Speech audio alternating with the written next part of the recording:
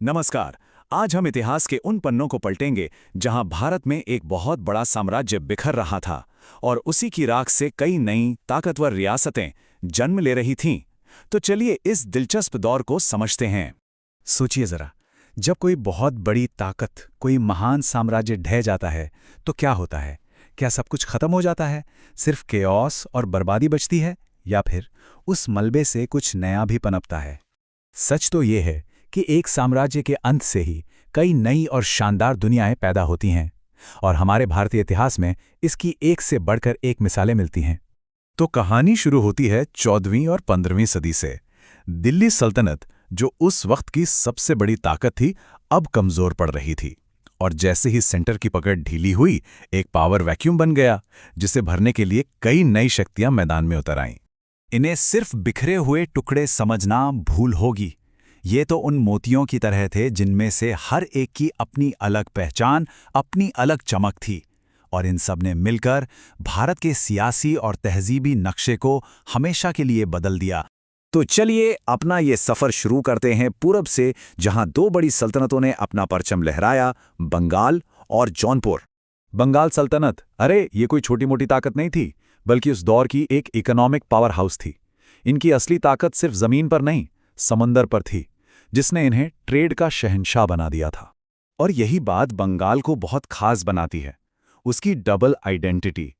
एक तरफ तो ये व्यापार का इतना बड़ा सेंटर था जिसकी नेवी बहुत मजबूत थी, और दूसरी तरफ यहाँ के सुल्तानों ने फारसी के साथ साथ आम लोगों की भाषा यानी बंगाली को भी खूब बढ़ावा दिया।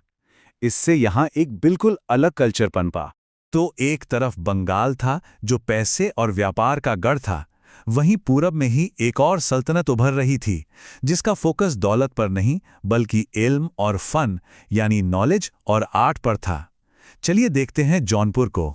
जौनपुर सल्तनत, इसे इसकी फौजी ताकत से ज्यादा इसकी कला, इसकी तहजीब के लिए जाना जाता था।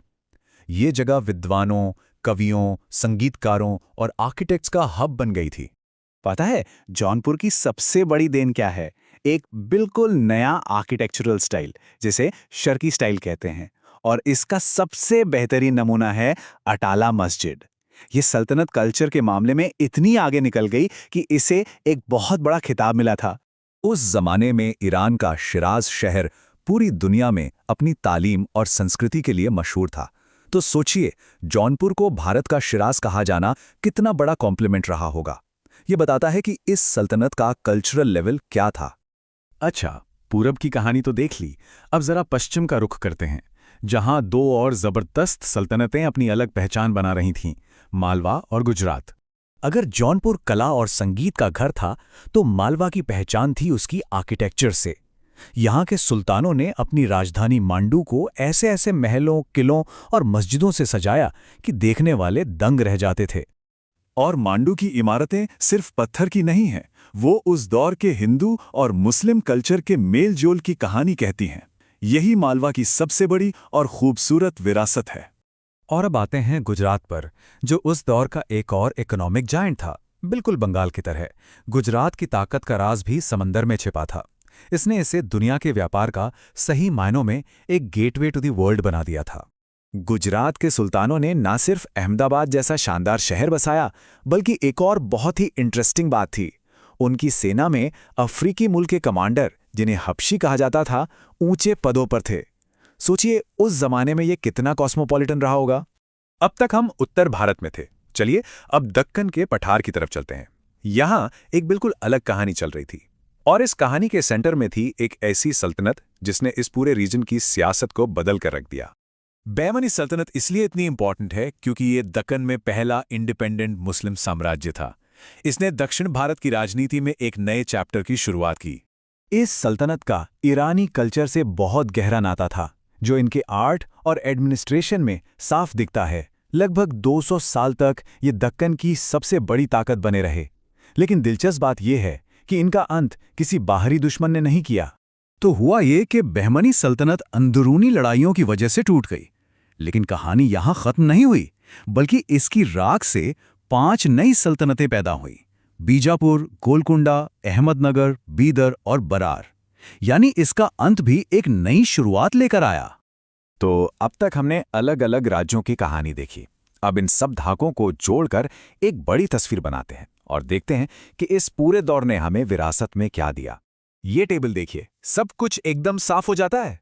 बंगाल और Gujarat economic engines, Jaunpur cultural heart, Malwa architecture का बेजोड़ नमूना, और बहमनी सल्तनत जिसने दक्कन की राजनीति की नई नींव रखी। हर एक की अपनी कहानी, अपनी पहचान। तो सवाल ये उठता है कि ये सब जानना जरूरी क्यों है? आखिर क्या फर्क पड़ता है?